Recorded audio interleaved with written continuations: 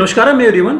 जब हम कोविड 19 की बात करते हैं तो आज लाखों लोग अच्छा होके ठीक होके अपने घर जा चुके हैं। वहीं समय के साथ में इसका वैक्सीन भी आ चुका है और लोगों को ये भी नॉलेज हो गया है कि इसका जो सोर्स ऑफ इन्फेक्शन है, कहाँ से बीमारियां आ रही, ये भी हमको पता है और हमको ये भी पता है कि इससे बचना कैसे है। उसके बाद भी लोगों के मन में ढेर सारा कंफ्यूजन है, लोगों के मन में ढेर सारा डर है कि आगे क्या होगा, हमको कैसे इस बीमारी से बचना है। और ऐसे सिचुएशन में एक एक्सपर्ट का राय बहुत ही ज्यादा जरूरी हो जाता है। तो फ्रेंड्स, आज इसी मैटर में बात करने के लिए हमारे साथ जुड़े हैं रायपुर छत्तीसगढ़ के renowned well known urologist doctor Lalit Shah sir. तो फ्रेंड्स, चलिए हम बात करते हैं डॉक्टर शाह सर से और जानते हैं इन सारे मैटर के बारे में। तो सर, आपका आज के इस प्रोग्राम में हार्दिक स्वागत है। नमस्कार, धन्यवाद। सर, सबसे पहला तो मैं आपसे ये जानना चाहूंगा सर, आज लोगों के मन में ढेर सारा कंफ्यूजन है। कंफ्यूजन कभी इस बीमारी के सिम्टम्स को लेके है, कंफ्यूजन कभी टेस्ट को लेके है, कंफ्यूजन कभी मेडिसिन को लेके है। तो सर, एक्चुअली हमको कैसे पता चलेगा भाई कौन से पर्टिकुलर सिम्टम्स में एक्चुअली कोरोना दिखता है? कैसे हम जानेंगे सर क्या क्या इसके सिम्टम्स होते हैं इस बीमारी के? देखिए, कोरोना की जो पहली बार जब जो लहर आई थी जी जो 1 साल से थी, कोरोना करीब 1.25 साल से सारी दुनिया को तंग कर रहा है। एग्जैक्टली। उसमें जो पहली लहर जो आई थी भारतवर्ष में, उस समय में ये होता था कि आपको गले में खराश होगी, सर्दी खांसी होगी, बुखार होगा, ये इस तरह की समस्या, इस तरह के लक्षण ज्यादा उपलब्ध हुए। एग्जैक्टली। अब अभी जब ये सेकंड वेव जो ये मार्च सेकंड वीक के बाद से जो शुरू हुआ है, इसमें कुछ वेरिएंट है, क्योंकि जिस तरह समय के साथ सब चीजें बदलती है, उस समय ही उसी तरह वायरस को भी अपने आप को बचाना है, तो वो भी अपना रंग और रूप परिवर्तन करता है। तो अभी जो नए म्यूटेंट उसमें जो वेरिएशन आए हुए हैं, उसके जो लक्षण है वो बिल्कुल ही डिफरेंट है। एग्जैक्टली। वो कोई जरूरी नहीं, वो भी है, पुराने वाले भी हैं, वो गायब नहीं हुए हैं, वो लक्षण भी हो सकते हैं, लेकिन बहुत सारे नए लक्षण भी उसमें आ गए हैं। जैसे कुछ लोगों को काफी ज्यादा सिर दर्द हो रहा है, या बहुत ज्यादा बॉडी एक, या बहुत ज्यादा कमजोरी अचानक से लग रही है। कुछ लोगों को, स्पेशली बच्चों में, कुछ कंजंक्टिवाइटिस या आंखों का लालपना आ जाना है, लूज मोशन होना, ये एक नया सिम्टम जो काफी ज्यादा बढ़ गया है। तो ये इस तरह की चीजों के लिए, और ऑफ कोर्स जो पुराने थे कि बुखार है, सर्दी खांसी है, गला खराब हो रहा है, नाक का बहना हो रहा है, ये तो अपनी जगह है ही। तो ये लक्षण है जो कि जिसमें हमको शक पैदा करता है कि कोरोना की संभावना है। अच्छा, और अभी तो ये स्थिति है कि जब इतने ज्यादा कोरोना फैला हुआ है, तो इस लक्षण को हमको तो मानना ही होगा कि ये कोरोना है, जब तक हम प्रूव न कर लें अदरवाइज। तो सर, जैसे जो कॉमन फ्लू है, नॉर्मली जो बॉडी में पेन होता है, नॉर्मल जो डायरिया होता है, तो सर ये कोरोना के जो सिम्टम्स है उसको हम इस नॉर्मल चीजों से कैसे डिफरेंशिएट कर सकते हैं? सर, कोई तरीका है इसको अलग करने का? देखिए, अगर हम नॉर्मल तरीके से समझने की कोशिश करें, अगर भाई जो भी डायरिया हो रहा है या कुछ हो रहा है, तो जो आम दवाइयां अपन जो लिया करते हैं, अगर उसको लेने से अगर मान लीजिए 6 घंटे 8 घंटे में या 1 दिन में वो कंट्रोल हो जाता है, तो अच्छी बात है। अदरवाइज हमको क्योंकि हाई इंडेक्स ऑफ सस्पिशन जो मेडिकल टर्म्स में कहते हैं, कि हमको अधिक से अधिक शक करना चाहिए कि ये बीमारी खराब वाली हो सकती है। एक ऑर्डिनरी डायरिया से आदमी की मरने की संभावना कम है। एग्जैक्टली। जबकि कोरोना वाले की अगर ये है और इस गंभीरता को हमने लापरवाही की, तो खतरा हमारा बढ़ सकता है। तो इसलिए हमेशा एक मेडिकल साइंस में यही कहा जाता है कि हाई इंडेक्स ऑफ सस्पिशन रख के हम उसको समझें, और उससे अच्छी चीज होती है तो बहुत अच्छी बात है। ये सर, अगला क्वेश्चन मेरा ये है कि जब लोगों को सिम्टम दिखना स्टार्ट होता है तो जनरली लोग बहुत जल्दी टेस्ट के लिए जाते नहीं है, वो पता नहीं, वो किसी और चीज होने का वेट करते हैं शायद। तो सर, इसमें कैसा ऐसा होना चाहिए, कुछ सिम्टम दिखना चाहिए कि उनको निश्चित रूप से टेस्ट करवाने जाना ही चाहिए? देखिए, जैसे मैंने बताया, जितने भी सिम्टम्स के नाम लिए हैं, अगर मोटे मोटे तौर पर अगर ये 24 घंटे में अपने आप ठीक नहीं होते हैं, तो आपको टेस्ट करना चाहिए, क्योंकि टेस्ट करने में कोई नुकसान नहीं है और टेस्ट करना बहुत जरूरी है। टेस्ट में भी 2-3 तरह के टेस्ट होते हैं। एग्जैक्टली। एक टेस्ट होता है जिसको कहते हैं रैपिड एंटीजन टेस्ट। एग्जैक्टली। जो उसी समय आपको आधे घंटे में उसके रिजल्ट नतीजे मिल जाते हैं, लेकिन इसकी रिलायबिलिटी जो है वो करीब 50% के आसपास, 50% के आसपास है। लेकिन इसका एक सबसे अच्छा फायदा ये है कि अगर ये पॉजिटिव आता है तो इसमें कोई कंफ्यूजन नहीं है। इसका पॉजिटिव आया मतलब ये कंफर्म्ड कोरोना है, तो जिसमें हमको आगे किसी और टेस्ट करने की जरूरत नहीं है, और ये कोरोना ही मानना होगा। लेकिन जिसको कोरोना की रैपिड एंटीजन टेस्ट नेगेटिव आया है, तब हमको जो है वो आगे का टेस्ट करना होता है, जिसको हम कहते हैं RT-PCR। वो जाके कंफर्मेटरी टेस्ट होता है। लेकिन RT-PCR की भी रिलायबिलिटी 70% है, कई लोगों को जिनको 70 पर मतलब 30% लोग वो भी होंगे जिन्हें कोरोना होगा लेकिन आरटीपीसीआर निगेटिव आएगा। एग्जैक्टली तो केवल एक टेस्ट को 100% नहीं माना जा सकता है। तो ये सब चीजों को टेस्ट के नतीजे के साथ और मरीज की स्थिति के साथ, और मरीज की स्थिति में सबसे ज्यादा दो इंपॉर्टेंट चीजें होती है कि एक तो उसका ऑक्सीजनेशन लेवल क्या है और दूसरा उसके बुखार की स्थिति क्या है। ओके, ये दो चीजें हैं, पैरामीटर हैं जो डिसाइड करेंगी कि कम गंभीर है, मीडियम गंभीर है या अति गंभीर स्थिति में है, और उसके हिसाब से फिर उसकी जो भी इलाज की प्रक्रिया है वो की जाए। अच्छा सर, इसके साथ में सर अभी एक और चल रहा है HRCT का। तो सर HRCT क्या चीज़ है सर, और ये क्या चीज़ बताता है, और हमको ये कब करवाना चाहिए HRCT? देखिए, HRCT की जो बातें हैं, HRCT का मतलब होता है हाई रिजोल्यूशन CT।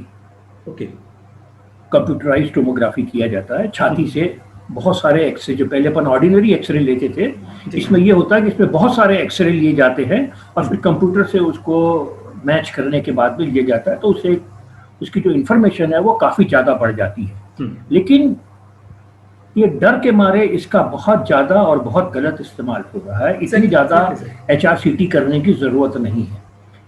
इस डर के मारे लोग, क्योंकि अगर RT-PCR की 70% है लेकिन हमारी तकलीफ हो रही है तो शायद हमको HRCT में पिकअप हो जाएगा करके लोग करवा रहे हैं। इससे ज़्यादा नुकसान ये हो रहा है कि जो मरीजों को, जैसे मैंने बताया, जो कम गंभीर मरीज हैं उसके लिए शासन ने प्रक्रिया बनाई हुई है कि आपको होम आइसोलेशन, एग्जैक्टली, आपको घर में रहना है, वहाँ दवा लेना है, घर में बाकी लोगों से आप अलग रहेंगे, और ये अपने आप जो है 10 दिन और प्लस 7 दिन 17 दिन के होम आइसोलेशन में आप रहेंगे, तो आप मोटे मोटे तौर पे 99% लोग ठीक हो जाएंगे। ओके, तो डर के मारे होम आइसोलेशन वाले अपनी होम आइसोलेशन की जो प्रक्रिया है उसको तोड़कर HRCT कराने पहुंच जा रहे हैं। ओके, और वो जाके लोगों को इन्फेक्ट कर रहे हैं। Exactly sir. ये जो लोगों के दिमाग में आया है, ये HRCT, अच्छा HRCT में शायद कुछ भी नतीजा आ जाए, आपकी इलाज की जो प्रक्रिया है उसमें कोई फर्क नहीं पड़ना है। आपकी इलाज की जो प्रक्रिया है उसमें शायद, जैसे मैंने एक रफली स्पीकिंग, होम आइसोलेशन में है आप, जहाँ पर आपको बाकी लोगों से अलग रहना है जी, कुछ दवाएं लेनी है और एक पौष्टिक आहार लेना है, वो तो जनरल हेल्थ की बात होती है। दूसरी ये है कि जब आपको ऑक्सीजन की जरूरत पड़ती है तब आपको अस्पताल में भर्ती होकर केवल ऑक्सीजनेशन लेना है। उसके अलावा जो फिर कोई सीरियस मरीज है जिसको oxygen level, in spite of giving oxygen, हम उसको ऑक्सीजन दे भी रहे फिर भी उसका ऑक्सीजन का लेवल कम हो रहा है, तब उसको वेंटिलेटर की जरूरत है, या उसके और एसोसिएटेड दूसरे प्रॉब्लम्स हो रहे हैं, या बुजुर्ग है जिनको बहुत सारी और कोमॉर्बिडिटीज हैं।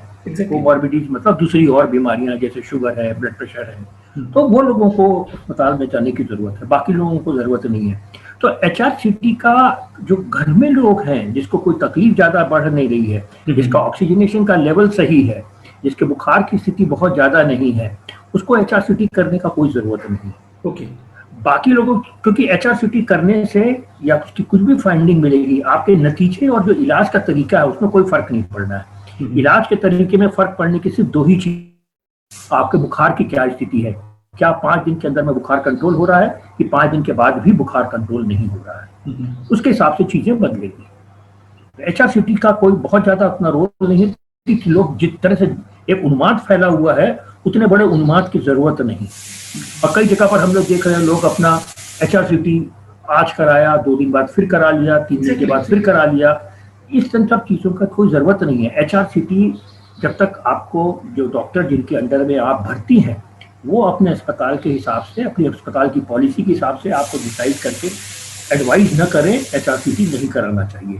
हम अक्सर आजकल HRCT की रिपोर्ट देखते हैं जिसमें लिखा होता है रेफर्ड बाय सेल्फ, जो खुद से करवाने चले जा रहे हैं। ओके, एग्जैक्टली, ये बहुत खराब और गलत और दुखद स्थिति। अपने आप को परेशान करने की बात है, समाज को परेशान करने की बात है, और समाज में बीमारी फैलाने की बात है। एग्जैक्टली।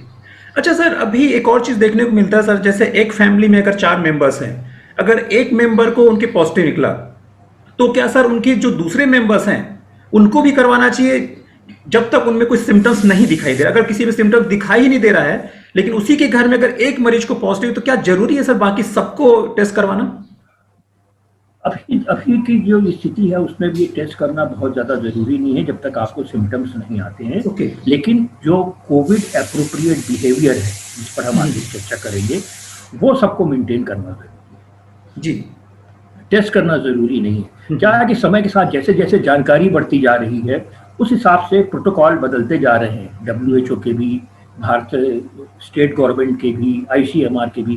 पहले ये एक होता था कि जो भी कांटेक्ट है उनको भी सबको टेस्ट करना चाहिए। अब अभी जो बीमारियां इतनी ज़्यादा लोगों को हो रही हैं कि जो टेस्ट करने की जो सुविधाएं हैं आपके पास उपलब्ध है, उसके जो टेस्ट किट्स हैं, वो जो मेन मरीज हैं उनके लिए ही कम पड़ रही है।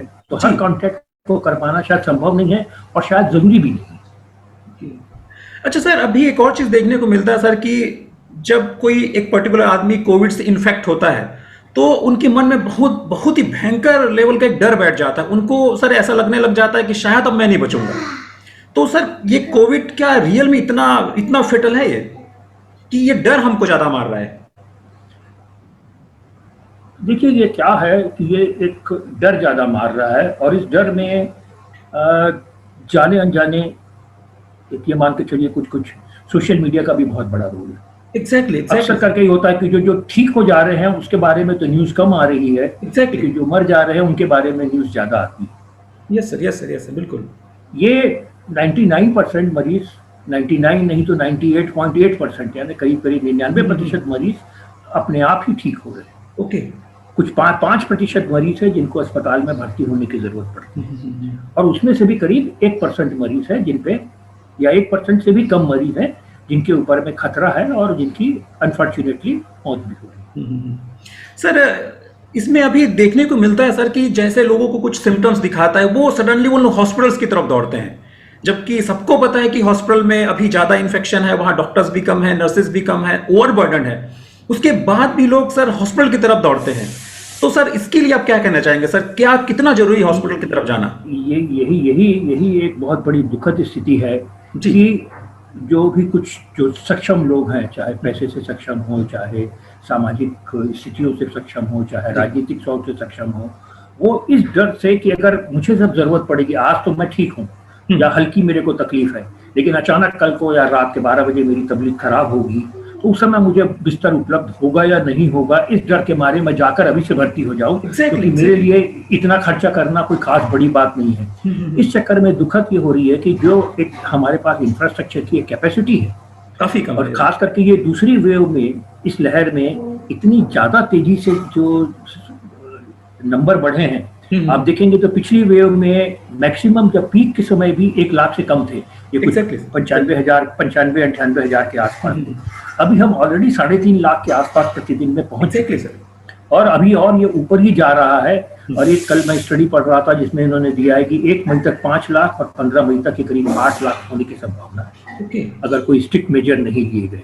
भगवान करे ऐसा ना हो, लेकिन ये होने की संभावना है। तो उसमें जिनको वास्तविक लोगों को जरूरत है अस्पताल में जाने की, जिनका ऑक्सीजनेशन लेवल कम हो रहा है और जिनको वेंटिलेटर्स की जरूरत है, उनके लिए अगर ये बाकी लोग जिनको जरूरत नहीं है वो उस बिस्तर को इस्तेमाल कर लेंगे तो बहुत दुखद स्थिति हो। अच्छा सर, अभी एक जरूरी है कि जब तक डॉक्टर की सलाह न हो आप भर्ती होने की कोशिश न करें। सर अभी जब हम एक ट्रीटमेंट प्रोटोकॉल्स को देखते हैं तो सर अभी एक नाम, एक मेडिसिन का नाम रेमडेसिविर, वो काफी चर्चा में है।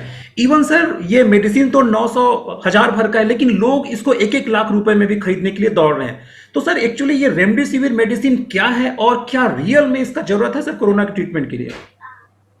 देखिए, एक मैंने जैसे बताया ना कि ये एक जन उन्माद सा फैला हुआ है लोगों के दिमाग में। ये एक ऐसा लगने लगा है, लोगों ने ये सोच रहे हैं कि रेम के आगे में राम का नाम लिखा हुआ तो शायद ये रामबाण दवा है। एग्जैक्टली, रामबाण दवा नहीं है, ये कोई संजीवनी बूटी नहीं है। टू द एक्सटेंट कि अगर अभी रिसेंटली ही WHO ने अपनी जो कोविड के लिए इस्तेमाल होने वाली दवाइयों की रिकमेंडेड लिस्ट है उसमें से रेमडेसिविर को हटा दिया। एग्जैक्टली। सारी दुनिया की जो भी वैज्ञानिक तथ्य हैं उसका यही मानना है मोटे मोटे तौर पे कि रेमडेसिविर का कोई बहुत खास फायदा नहीं है। दिक्कत ये होती है कि जिसका कोई इलाज नहीं है उसके बहुत सारे इलाज हो जाते हैं। ये बड़ी समस्या है। अभी आप समझिए, एक मरीज की साइकोलॉजी या मरीज के घर वालों की साइकोलॉजी के हिसाब से हम अगर आपको ये बात कहें कि भाई आपको कोरोना हो गया है, ठीक है, लेकिन अभी इसका कोई इलाज नहीं है और 99% आप ठीक हो जाएंगे, 1% में जब स्थिति होगी तब हम आपको अस्पताल में भर्ती करेंगे, हम ऑक्सीजन देंगे और ये कुछ देंगे, और शायद कोई बहुत कम लोग हैं जिनके ऊपर में मौत भी हो सकती है।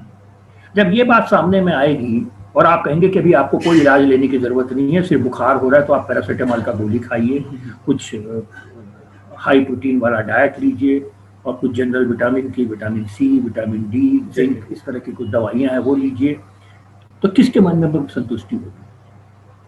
और यही एक डर, यही एक साइकोलॉजी है जो अनफॉर्चुनेटली लोगों को तकलीफ में डाल रही है।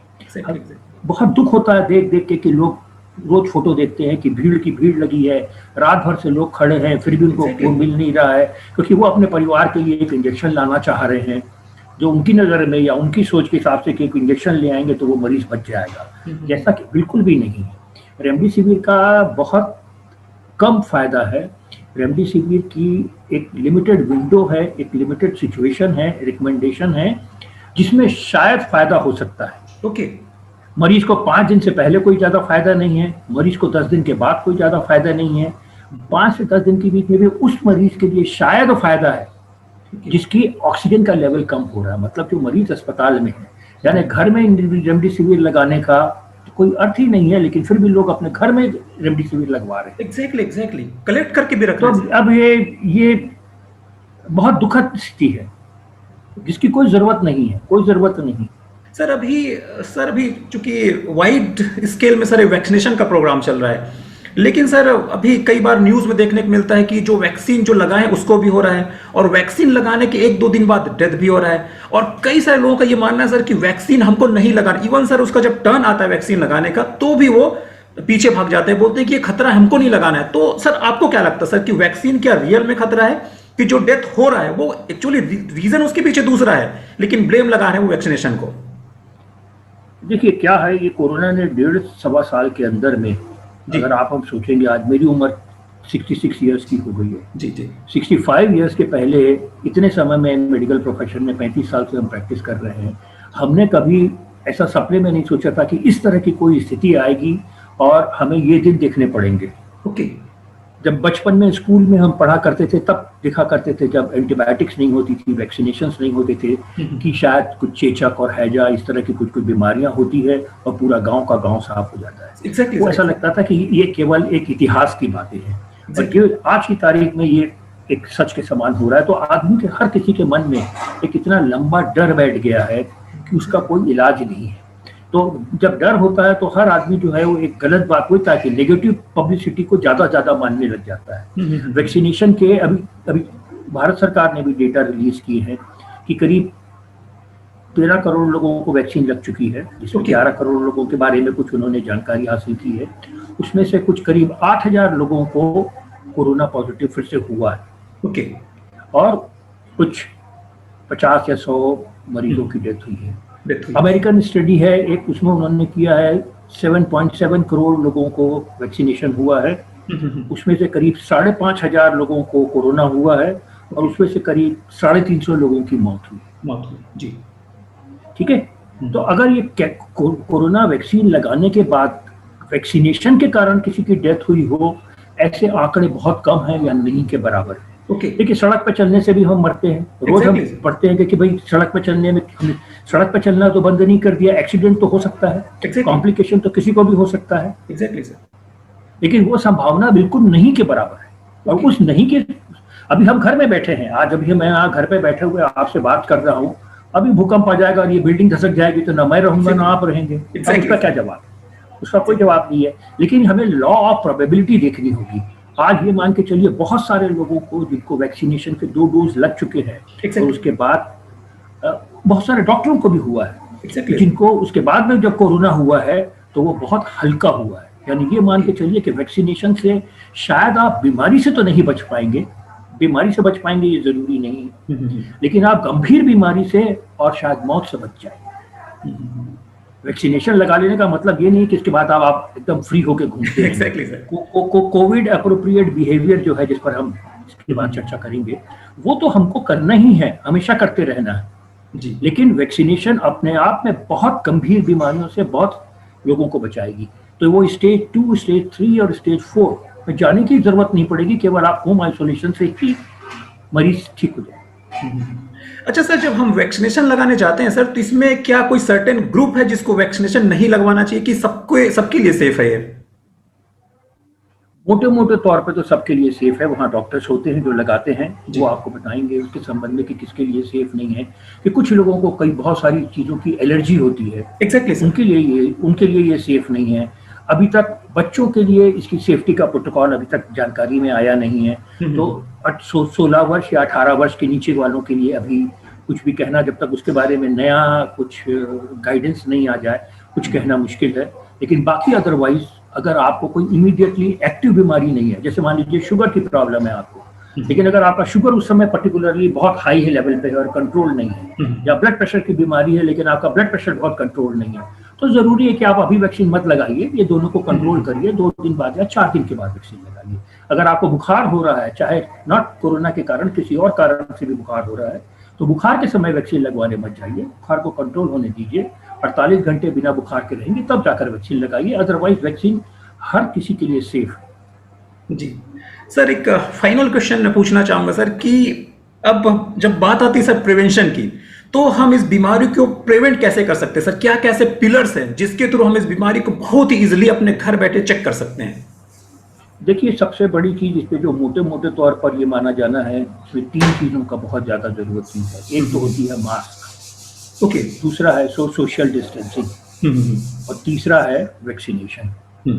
जब एक कहने को तो ये भी कहा जा रहा है कि अगर सारी दुनिया के लोग सही मास्क को सही तरीके से लगाएंगे और सही तरीके से लगाए रखेंगे जी, तो ये बीमारी 2-3 महीने में ही काफी हद तक नियंत्रण में आ जाएगी। लेकिन होता ये, एक स्टडी अभी आई थी, टाइम्स ऑफ इंडिया में ही आया था कि 50% लोग मास्क नहीं लगा रहे हैं, नहीं लगा रहे, और बचे हुए 50% जो मास्क लगा रहे हैं वो ठीक से नहीं लगा रहे हैं, गलत तरीके से लगा और जो ठीक गलत तरीके से लगा रहे हैं, और जो गलत तरीके से लगा रहे हैं या सही तरीके से लगा भी रहे हैं तो वो सही तरीके से लगा के कंटिन्यूअसली रख नहीं रहे। सही तरीका वो होगा जिसमें आप मास्क लगाएंगे, जिसमें ठुड्डी, मुंह और नाक, जब तीनों चीजें कवर होंगी, तीनों चीजें कवर होंगी, और कवर होने के बाद वो इस तरह से कवर होगी और यहाँ साइड से हवा जाने की जगह नहीं होगी। जी, आपको बॉबी फिल्म का गाना याद करना पड़ेगा कि अंदर से कोई बाहर न जा सके, बाहर से कोई अंदर न आ सके। अगर यहाँ से हवा चली गई तो इस मास्क का आपका कोई अर्थ नहीं है, कोई अर्थ नहीं। मास्क के साथ में सबसे बड़ी जरूरी चीज ये भी है लोग कि बाहरी हिस्से को आपको टच नहीं करना है। ओके। अगर ये N95 मास्क नहीं लगा के दूसरे तरह का मास्क लगा रहे हैं तो उसमें एक स्पेसिफाइड होना चाहिए कि कौन सा तरीका बाहर का है, कौन सा अंदर का है। जैसे सर्जिकल मास्क होता है, उसमें हमेशा ये डार्क कलर का जो एरिया है वो हमेशा बाहर के लिए होता है, सफेद कलर का या लाइट कलर का है वो अंदर के लिए होता है। वैसे अगर आप में कपड़े का मास्क है, आप खुद बना रहे हैं, तो बेहतर होगा कि आप बाहर के लिए अलग या अंदर के लिए अलग लिखें, या अंदर के लिए कोई मार्क कर दें या बाहर के लिए कोई मार्क कर दें। जैसे इसमें मैंने इसमें दोनों सेम है, इसमें मैंने बाहर पेन से मार्क करके रखा। एग्जैक्टली सर, ताकि कम से कम आपको ये मालूम है, क्योंकि हम ये मानते हैं कि जो बाहर का हिस्सा है उसमें हवा से या बाहर से किसी ने छींक मारा है तो बाहर का हिस्सा संक्रमित है। एग्जैक्टली। अगर आपने अभी पहना हुआ है, बीच में पानी पीने के लिए, खाना खाने के लिए तो निकालेंगे आप। जब उसको निकाला है और उसके बाद आपने उल्टा लगा लिया तो संक्रमण जो शायद नहीं जाता वो आप उसको जबरदस्ती खींच रहे हैं। एग्जैक्टली, नुकसान हो जाएगा। आप अक्सर देखेंगे कई लोगों को गले में लटका के रखते हैं। Exactly, गले में नहीं लटकाना है मास्क को। तो ये संक्रमित हिस्सा है आपका। ओके। अगर आपको खाने के लिए या पीने के लिए निकालना है तो आपको पूरे मास्क को निकालना है जी, मास्क को गले में नहीं लटकाना है। ये एक मास्क के लिए बहुत ज्यादा जरूरी चीज है। एक दूसरी, समय कम है इसलिए मास्क के बारे में बहुत ज्यादा हम बात नहीं कर सकते जी। एक दूसरी चीज है सोशल डिस्टेंसिंग। ये माना जाता है कि भाई जो भी ये ड्रॉपलेट इन्फेक्शन है तो ये मोटे मोटे तौर से 6 फीट की दूरी तक जाएगा। वैसे तो ये एयरबॉर्न भी अभी नया आ गया है कि ये एयरबॉर्न भी है, तो शायद फिर भी और जा सकता है। इसलिए ज्यादा जरूरी है कि मिनिमम 6 फीट की हम दूरी रखें। ओके। भीड़ भाड़ वाले इलाके से बचें, है ना। और जहां पे भी हो वहां की खिड़कियां खुली रखें ताकि क्रॉस वेंटिलेशन होता रहे। Cross ventilation, exactly. हॉल के अंदर में भीड़ वाली जगह पे ना हो। ये बहुत ज्यादा जरूरी चीज है। ओके। हम घर में भी रहें। अच्छा, हम बाहर जाते हैं तब तो फिर भी इन प्रोटोकॉल का फॉलो कर लेते हैं, लेकिन जब घर में रहते हैं तो घर के मेंबर्स के साथ में हम ये चीजों को फॉलो एग्जैक्टली नहीं होता है सर। ये ज्यादा जरूरी है क्योंकि आज की तारीख में आपको नहीं पता है। देखिए, भारत का सामाजिक तरीका इस तरह का है कि घर में कभी दूध वाला भी आएगा, काम करने वाला भी आएगा, सफाई वाला भी आएगा, सब्जी भी वाला आएगा, आपका घर का कौन सा मेंबर किसके कांटेक्ट में है, वो सब्जी वाला कितने लोगों के घर से आके कितने लोगों के कांटेक्ट में है, कौन कब इन्फेक्ट होगा। इन्फेक्ट होते ही इमीडिएटली तो पता नहीं लगाएगा और ये कोरोना बोलेगा नहीं कि मैं इन्फेक्ट हो गया हूँ। एग्जैक्टली उसका इंक्यूबेशन पीरियड में तो आप खाली रहेंगे जब आप इन्फेक्ट कर सकते हैं। इसलिए बेहतर है कि आपको ये मानना है कि हर आदमी इन्फेक्टेड है, चाहे वो आपके घर का ही क्यों ना हो, और उनके साथ में हमको बैठ के वो डिसिप्लिन को फॉलो करना है कि आप घर में भी मास्क लगाइए, आप घर में भी लोगों से दूरी बनाई रखिए। इतने सालों तक आपने पास रख के प्यार किया है, आगे भी हमको मौका मिलेगा, जिंदा रहे तो हम करेंगे। तीसरी चीज एक और मैं बताना चाहता हूँ कि जैसे अक्सर करके हमारे दिमाग में आता है और हम लोग के घर में भी फॉलो किया जाता है कि हम दिन का एक बार खाना कम से कम साथ खाएं। जब आप साथ में बैठ के टेबल पर बैठ के खाएंगे तो आपकी सामाजिक दूरी भी नहीं रहेगी और आपके मास्क भी नहीं रहेंगे। बेहतर है कि इस प्रथा को और इस समस्या को या इस सोच को कुछ समय के लिए विराम दे दिया जाए, जब तक भारत के अधिकतर लोगों को वैक्सीनेशन हो और ये स्थिति कंट्रोल में आए। तब तक जरूरी है कि हर आदमी अलग अलग खाना खाए, थोड़ा अलग अलग समय पर खाना खाए, ताकि घर के अगर 5 मेंबर है तो 4 लोग तो कम से कम मास्क से हैं और 6 फीट की दूरी पर है। जी ये ध्यान रखना जरूरी है। अच्छा सर, मास्क और बीच में हाथ साबुन से धोते रहना है, क्योंकि ये जो इन्फेक्शन है ये मुंह से, नाक से और आंख से, और मेनली नाक से जाता है, हवा से और ड्रॉपलेट इन्फेक्शन से जाता है। तो अगर आपने किसी इन्फेक्टेड जगह को टच भी किया है और उसको फेस पर टच नहीं करेंगे तो वो इन्फेक्शन नहीं जाएगा। कि साबुन से हर समय पर हाथ धोना है, साबुन से हाथ धोएं या सैनिटाइजर का इस्तेमाल करें, ये स्थिति। अच्छा सर, मास्क के बारे में एक छोटा सा और क्वेरी है सर कि एक मास्क को हम कितने दिन यूज कर सकते हैं, और जो कपड़े का मास्क है उसको कितना फ्रिक्वेंटली हमको धोना चाहिए? देखिए, मास्क का ये है कि हमको अगर सर्जिकल मास्क यूज कर रहे हैं तो 6 घंटे 8 घंटे के बाद उसको डिस्कार्ड कर देना चाहिए जी। अगर N95 मास्क यूज कर रहे हैं तो उसको हम एक दिन यूज करने के बाद में उसको पेपर बैग में रख दें, 2-3-4 मास्क रखें और रोटेशन से उसको इस्तेमाल कर सकते हैं। अगर कपड़े का मास्क यूज कर रहे हैं तो बेहतर है कि उसको रात हम 5-7 मास्क अपने रख लें, कोई बहुत महंगे भी नहीं है। उसको रात को सोडियम हाइपोक्लोराइड या ब्लीचिंग पाउडर कॉमन होता है उसमें डुबा के रख दें, रात भर वो डूबा रहेगा ताकि डिसइंफेक्ट हो जाएगा, और दूसरे दिन उसको सुखा दें। और उसके बाद फिर हम उसको इस्तेमाल कर सकते हैं। उसको डिस्कार्ड करने के लिए भी एक और बहुत जरूरी चीज अच्छी हुई मुझे याद आ गई कि इसको जब डिस्कार्ड करना है तो बेहतर होता है, बेस्ट होता है बायोमेडिकल वेस्ट में करें, लेकिन ये फैसिलिटी तो केवल मेडिकल वर्कर्स को ही अवेलेबल होगी। तो जो ऑर्डिनरी आदमी, जिनको, जो कॉमन मैन को, जिसको ये डिस्कार्ड करना है एक समय के बाद, जो सर्जिकल मास्क को तो इमीडिएटली, क्योंकि वो रीयूजेबल नहीं है, और कपड़े के मास्क को भी 1-2 महीने के बाद में आपको लगता है कि नहीं खराब हो गया, तो आपको नया करना है, उसको वेस्ट करना है, तो उसको आप पहले वही क्लोराइड में डुबा के रखिए या ब्लीचिंग पाउडर में रात भर डुबा के रखिए, डिसइंफेक्ट करिए, उसको धूप में सुखाइए। वो जब सूख जाए तब उसको वैसे ही मत फेंकिए, उसके काट के टुकड़े टुकड़े कर दीजिए ताकि कोई गलती से उसको रीयूज ना करने लग जाए। अभी बीच में एक ये भी एक बहुत अजीब सी समस्या है भारत में। अभी एक केस में पकड़ाया है कि पुलिस ने पकड़ा था कि लोग डिस्कार्ड किए हुए मास्क को गद्दे में भर रहे थे, एज ए रुई, कॉटन की तरह रुई में भर रहे। आप समझिए कितने लोगों को उन्होंने बीमार कर रखा होगा। तो हमारे को अपनी तरफ से सावधानी करनी है कि डिस्कार्ड करते समय इतने टुकड़े कर दें उसके कि उसको कोई फिर से यूज ना करे। जी सर, ये जब डिस्कार्ड वाले बात से सर मुझे एक और क्वेश्चन याद आ रहा है कि सर जो होम आइसोलेशन में है, क्योंकि सर होम आइसोलेशन में हम उसको बाहर से खाना दे रहे हैं, उनका बर्तन है और उनके कपड़े हैं, तो सर जो होम आइसोलेशन वाले के लिए यहाँ पे क्या सबसे अच्छी मैनेजमेंटल स्ट्रेटेजी हो सकता है सर, कि कैसे उसको डिस्कार्ड करना अपनी चीजों को? देखिए, उनकी लिए से सबसे अच्छी चीज यही हो सकती है कि वो जो भी चीज को इस्तेमाल करते हैं उसको सैनिटाइज करें। जी। रात भर हाइपोक्लोराइड सॉल्यूशन में डुबा के रख दें तो वो सैनिटाइज हो जाएगी, और फिर उसको डिस्कार्ड करें अगर डिस्पोजेबल चीजें इस्तेमाल कर रहे हैं तो। और अगर स्टील के बर्तन इस्तेमाल कर रहे हैं खाने के लिए से फॉर एग्जांपल, तो बेहतर होगा कि मरीज को खुद को ही, अंदर बैठा हुआ कोई काम नहीं है तो वो खुद ही काम करे, अपने बर्तन धोए जी, और उसको बर्तन को साबुन में अच्छे से धोए और उसके बाद उसको सुखा ले तो फिर वो इस्तेमाल करने के लिए। अच्छा सर, इसमें जो डिस्पोजेबल हम लोग यूज करेंगे सर, उसको क्या सैनिटाइज करके फेंकना है कि सर उसको जलाना है हमको उसको? नहीं, हमें तो उसको नहीं जलाना है, जलाना नहीं है, लेकिन बेहतर है कि डिस्पोजेबल का इस्तेमाल ना करें। ओके। जितना कम से कम हम इस्तेमाल करेंगे उतना अच्छा है, क्योंकि डिस्पोजेबल हम इस्तेमाल करेंगे, आप देखिए अधिक से अधिक ये प्लास्टिक डिस्पोजेबल ही तो आएंगे। प्लास्टिक की कितनी और समस्या, वातावरण की समस्या, ये जितनी भी समस्याएं अगर आ रही हैं, अगर आप सोचो तो यही कहा जाता है कि हमने प्रकृति से बहुत छेड़छाड़ की है, इसलिए प्रकृति हमको तकलीफ दे रही है। Exactly sir. प्लास्टिक का गलत इस्तेमाल हुआ है, इसलिए हम सब आज प्लास्टिक में हैं। डॉक्टर लोग पीपी किट पहन रहे हैं, वो भी क्या है, एक तरह का प्लास्टिक प्लास्टिक ही तो है, इसलिए प्रकृति हमको प्लास्टिक पहना रही है। तो बेहतर है कि प्लास्टिक का जितना हम कम से कम इस्तेमाल करें उतना अच्छा है। हम अपने स्टील के बर्तन को इस्तेमाल करें, मरीज भी अंदर बैठा 24 घंटा, उसे कोई काम नहीं है, तो कम से कम कुछ काम करे, वो धो ले, खुद ही से धो ले। तो फ्रेंड्स, ये तो रही बात डॉक्टर ललित शाह से।